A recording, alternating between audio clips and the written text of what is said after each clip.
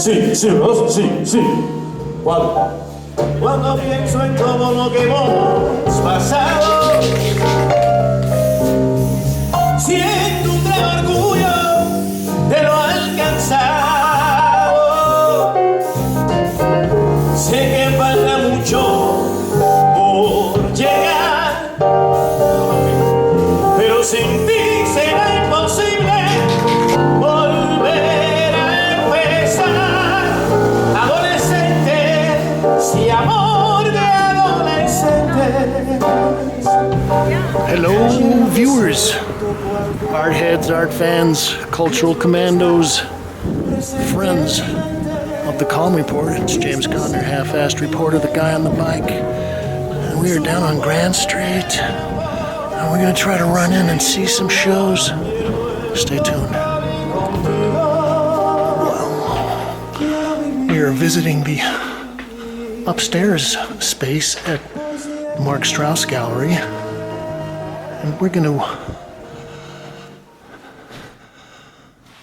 do a little viewing of an exhibition by a Texas artist, Otis Jones. Now, I had seen some reproductions of a couple of these works when they sent out the Evites, and I was intrigued. And then I saw that John Yao had reviewed this show for hyperallergic, and, well, if John likes something, I pay attention.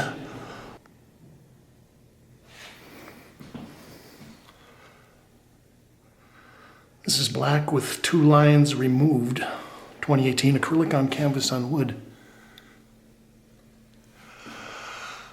I like formalist abstraction. It's taken me a long time to kind of develop a taste for that. And one of the things that kind of turns me off about some of the formalist abstraction is that a lot of it is very tight, very pristine, very clean, almost mechanical-like. And, well, if I was to contrast that against what Otis is doing here, I think I would rather go into the kind of the ruggedness of what he's doing. I'm going to talk a little bit about his stretchers and the constructions that he uses. This is titled Natural with 2 white rectangles far apart, 2018 acrylic on canvas on wood, 17.5 by 85 inches. I'm going to read a little bit from the press release. The work of Otis Jones is hard to pin down. They are sculptural paintings where the process comes center stage in each work. They are intensely physical, yet restrained formal abstractions, but embracing intuition and uncertainty. Jones' interests lie in the essentials, the relationships of shape, composition, and color. Subtle nuances give his paintings marvelous character. This is quoting the artist. I'm interested in objects, patina, wear, and age. Each piece takes on its own geology. I don't hide anything. It's a very real object. Well, it says he's interested in age, and I think he's also interested in edge. I like the thick stretchers, and it looks like these are all kind of cut out with a little saber saw maybe, or a jigsaw, and then glued together.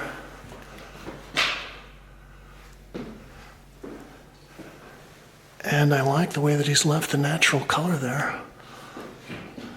This is one of the few pieces that's all just raw canvas, and you get a few smudge marks, fingerprints.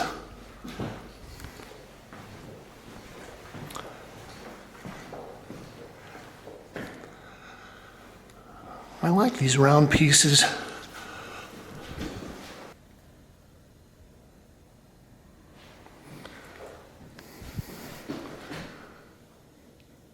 This is tan with 2 black and 2 gray circles, 2018, acrylic on canvas on wood, 45 by 45 and a half.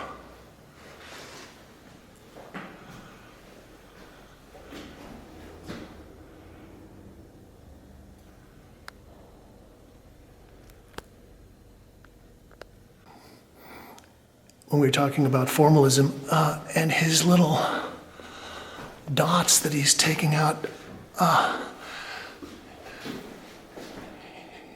this is kind of like basic geometry. You start with a point, and then you have 2 points, and you then get a line, and then you kind of extrapolate from that.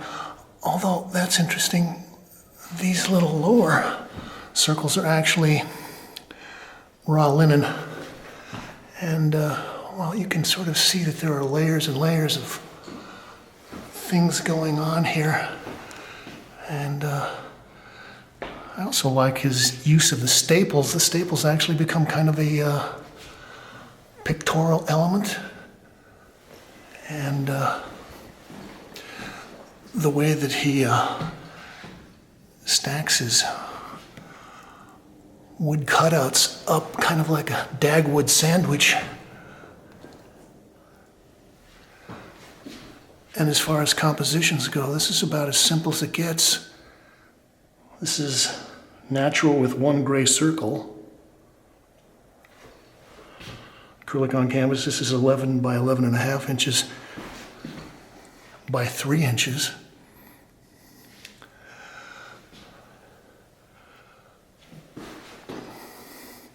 Well, he talks about how this work kind of exists somewhere between painting and sculpture.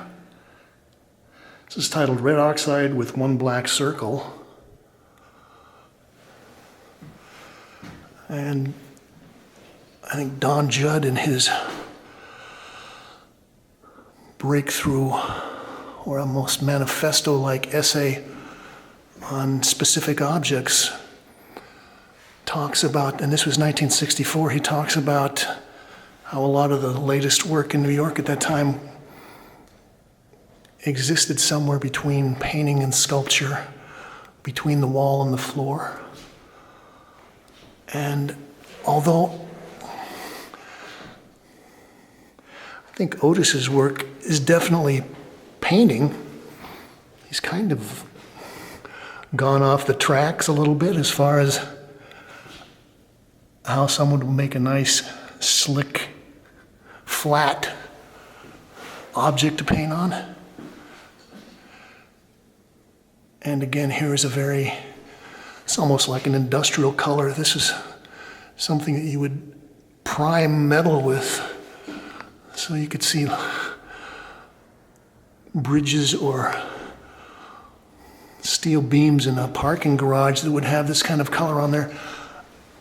And, I wonder if he sands these. They do look like they're abraded. And again, the wonderful edges.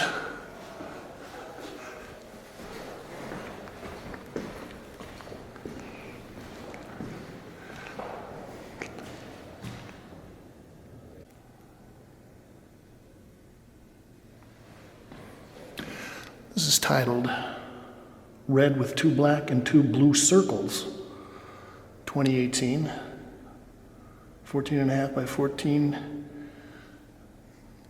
and 3/4.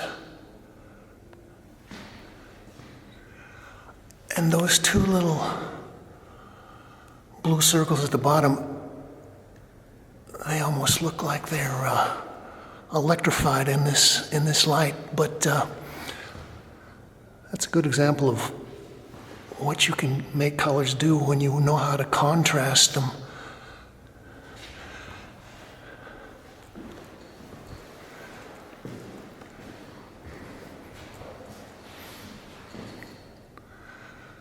Again, here is a very formal statement, very formal composition. White with 2 lines, 2018 acrylic on canvas on wood.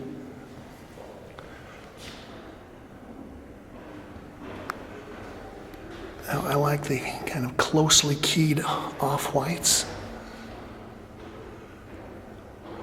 I was looking at this earlier and thinking about the surface, and well, there's some dripping, and I don't know whether he polishes these, sands these, but this kind of made me think of the surface you would have on some kind of a paving stone that feet had walked on and polished down for years.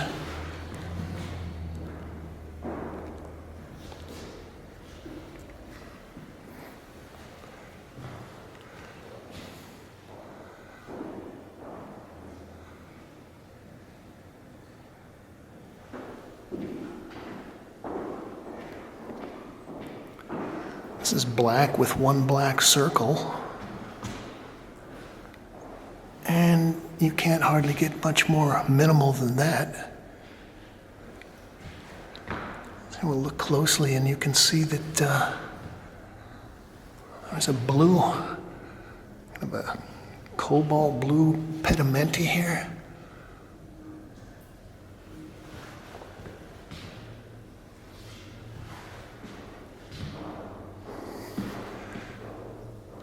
And I was just talking to some other visitors, and they reminded me that this kind of makes them think of Ron Gorchov and his shaped canvases. Although these have a different, almost a more brutal, chunkier sensibility. Ron's curved saddle shapes are more delicate, more finessed. I really like this piece.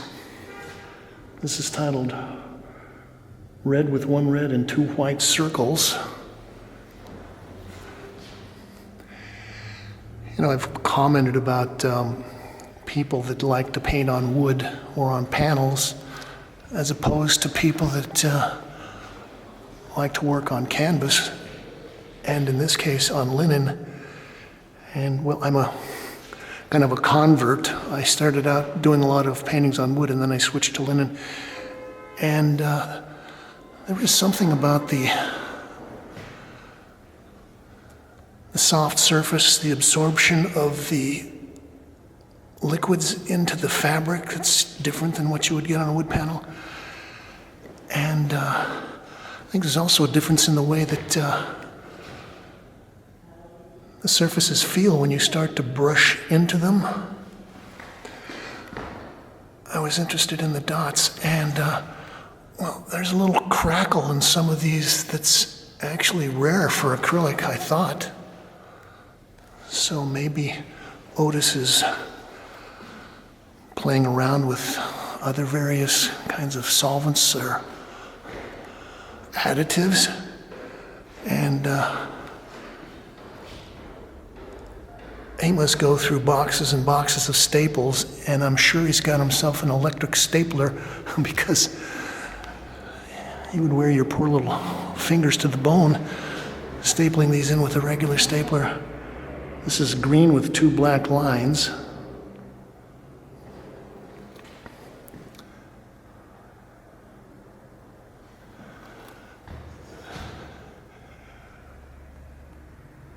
And, well, here looks like he's got a piece of cotton duck that he's stained gray.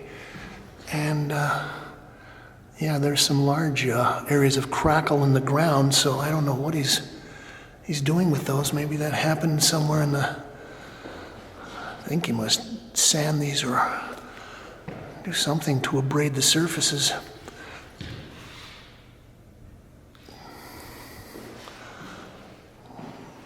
Here's our last look.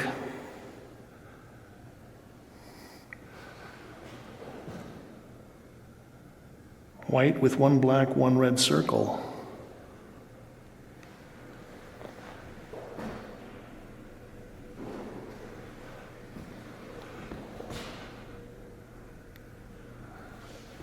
This almost makes me think of a drumhead. And maybe he's got a little matte medium or something. He's kind of sealed off the main area here. And then, okay, we got a black and a red circle. Doesn't get any simpler than that. And I was talking about the staples as a graphic element. I think this piece kind of shows that as much as anything.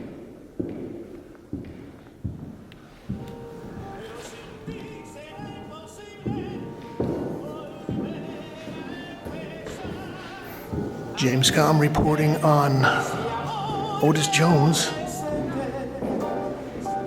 This is the first show here in New York at Marc Straus Gallery, 299 Grand Street on the Lower East Side. I'm gonna roll on.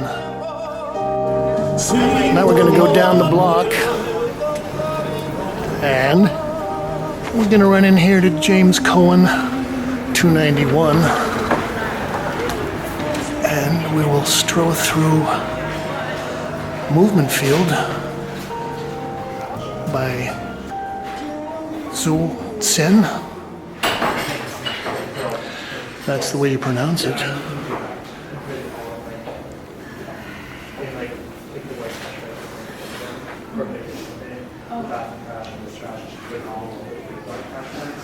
Well, I was initially snagged by this piece, and well, they've got other versions of this as we go into the main installation.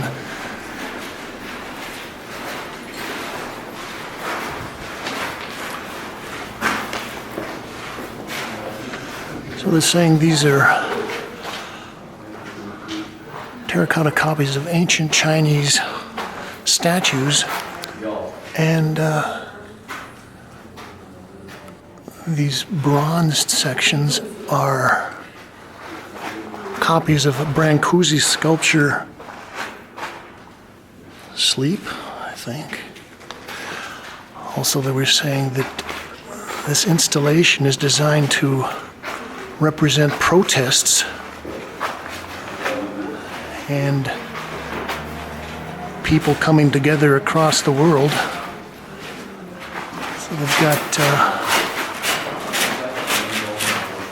turf and gravel. Well, this is actually kind of ironic. I was in here a couple of months ago, and there was an artist that had converted the front part of the gallery into what looked like a Chinese bodega. And, well, they got a lot of local activists involved, and they were saying that they thought that this was demeaning the character of the neighborhood and making fun of the locals. This is pretty much in the center of Chinatown. Okay, this is from the group of works called The Sun is the Center of the Universe. And so these are stainless steel with chains that he's put in there, and then they've spelled out little snippets of dialogue from cartoons. And I've made the comment recently that it seems like the shiny surfaces, the polished mirror finishes, the golds, bronze brasses are one of the current popular tropes. Shake it all out, feast your eyes.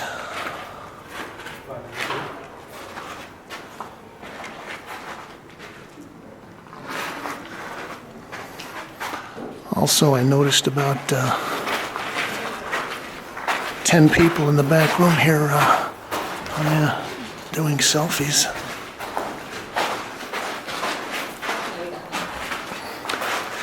Okay, so we've got another terracotta sculpture, and then we've got wonder what these are actually made of. Oh, these are bronze resin, something. And then they've got an African mask bound on here.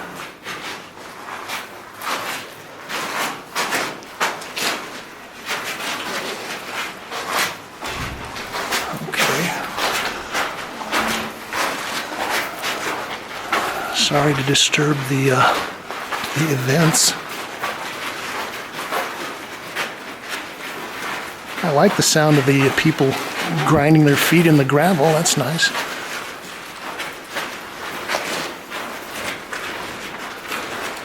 I guess this would be the biggest part of the Sun is the Center of the Universe series. And I would say that's probably about 4 by 8 feet.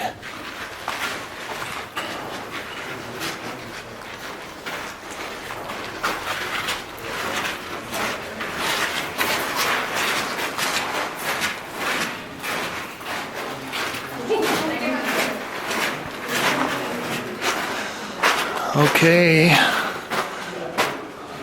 now I don't know what these are, except they look like the little canvases with cutout sections and then spray paint. They don't have at least I can't find the title of the series. Kind of painterly. Okay.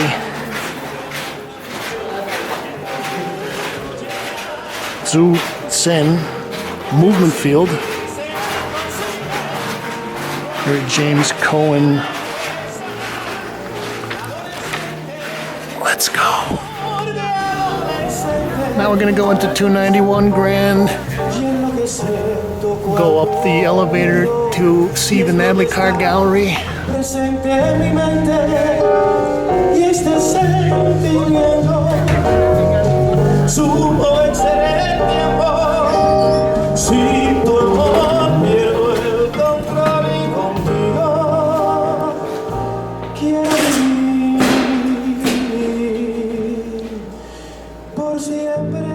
We're going to take a look at an exhibition by Nathlie Provosty.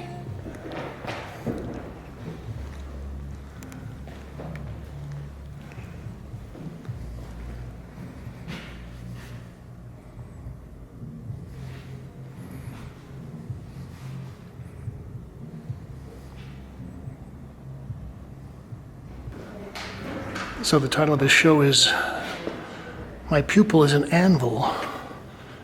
And this is Natalie's second show with the gallery. And you can go back in the Kalm report files about a year ago and see Natalie's first show, and she was gracious enough to take us through and give us a little walkthrough tour. We talked about her ideas and her process a little bit. This is titled Sideline, 19 by 15 inches. Well, I've known Natalie for probably about 10 years now, 10 or 12 years. And, well, she was working diligently, although she wasn't exhibiting for a while. She'd have little things here and there, but probably in the last, say, 3 or 4 years, she's really come into her own and has bumped up her scale and kind of shown herself as one of the more ambitious formalist painters working in New York now.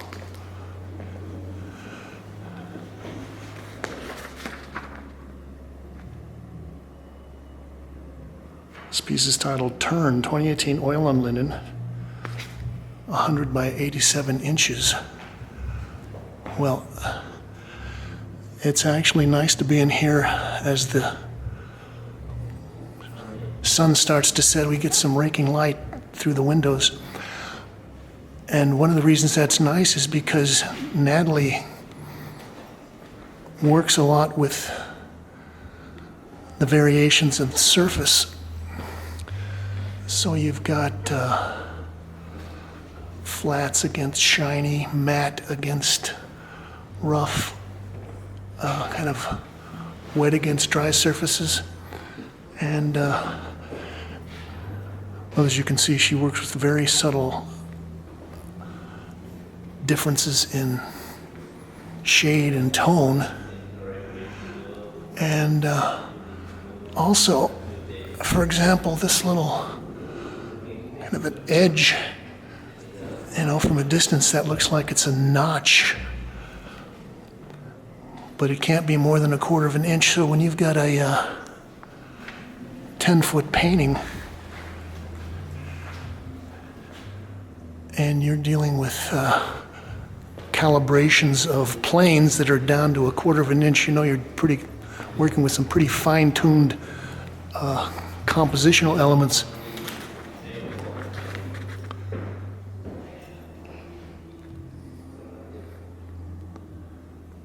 This is titled Visions. It's also 100 by 87 inches. And now we get a chance to see a little better example of the way that she's playing with the shinier surfaces versus the matte surfaces.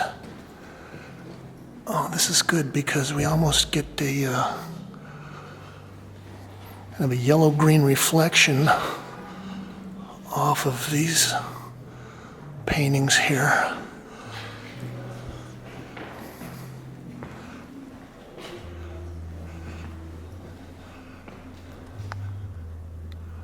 Well, I'm a painter myself, so I like to pay attention to the edges. It's kind of where the process of painting meets the real world. Oh, I just noticed that she's got a little backward bevel on her edge there, which kind of pushes the surface forward a little bit. And again, right up there at the top, you've got the little white stripe that gives you the sense of a notch.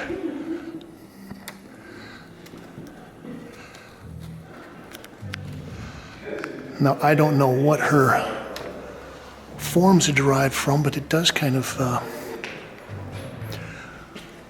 recall for me some of the huge Al Held paintings where he was doing letters. I think he did a whole series called The Alphabet back in the late 60s.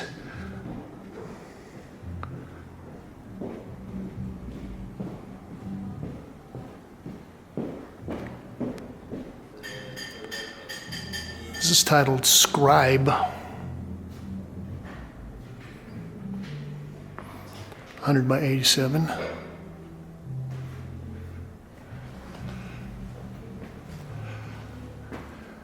I mean, in a certain way, these also relate to Ad Reinhardt and his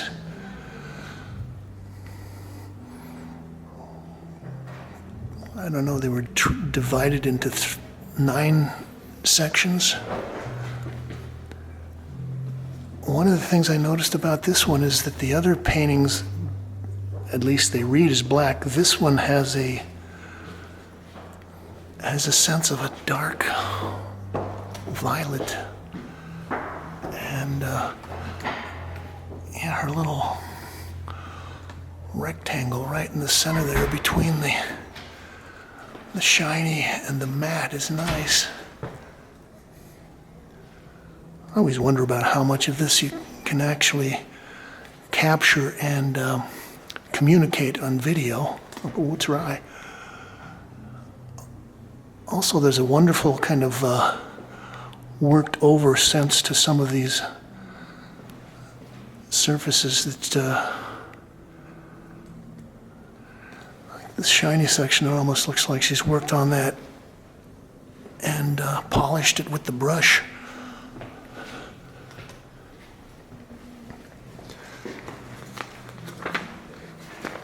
Got a couple of smaller pieces here.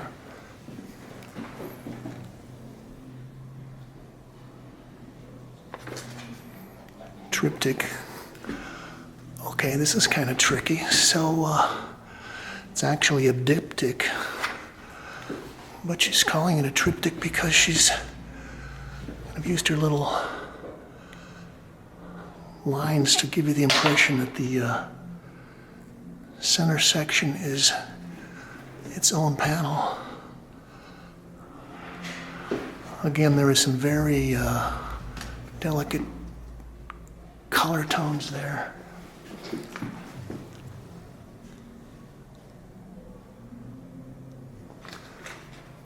This is titled Painting 2017, 15 by 12s. Well, you can see the bevel. Couldn't get a much more direct and accurate title for a painting. We just call it painting. Could have had painting with brown corner.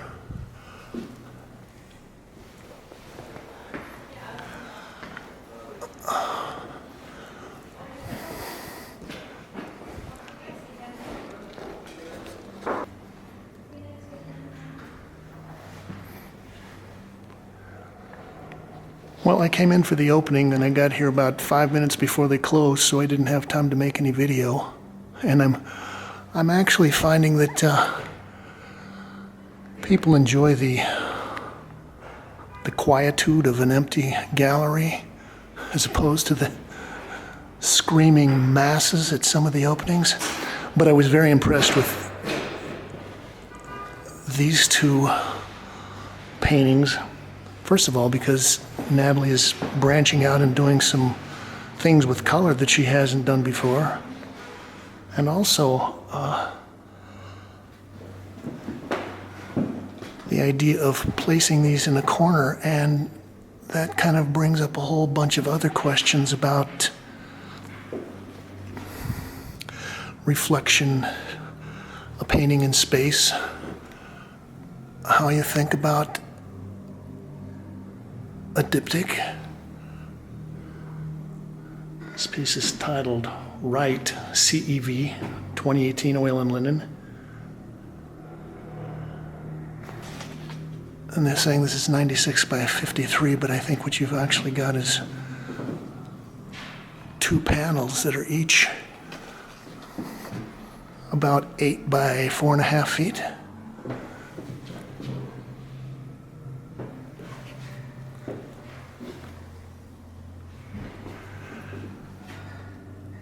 And again, we've got our little, or our big kind of swooping form that goes through there. This one is even more subtly colored. This is titled Left, CEV, 96 by 53.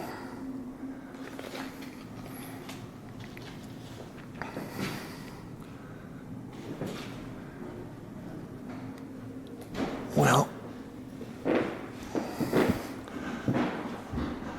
far be it from me to direct or recommend the direction that an artist go in, but I wouldn't be surprised if we see Natalie branching out and delving into some more juicy colors, at least something beyond the black and white.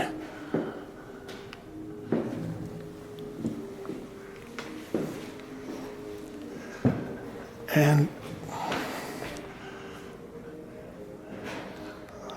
I guess the way she's got these titled left and right, I guess they are meant to be exhibited together somehow.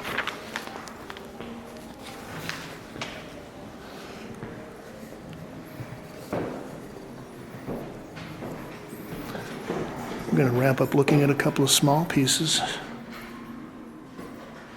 It's titled Sightline 3, 2018. Oil and linen on aluminum panel.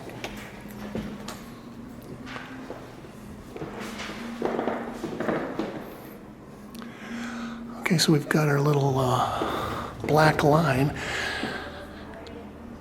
You know, Andre Bunzer, a pretty well-known German painter,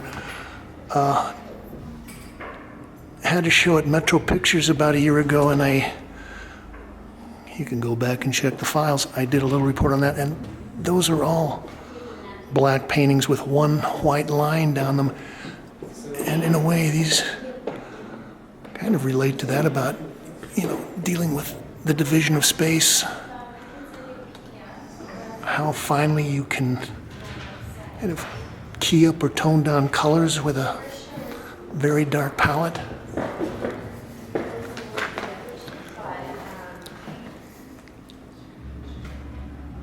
This is Sightline 2, 19 by 15.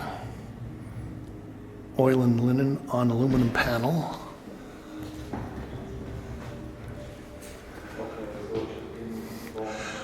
I like the way that kind of interact with these pieces as you walk back and forth in front of them.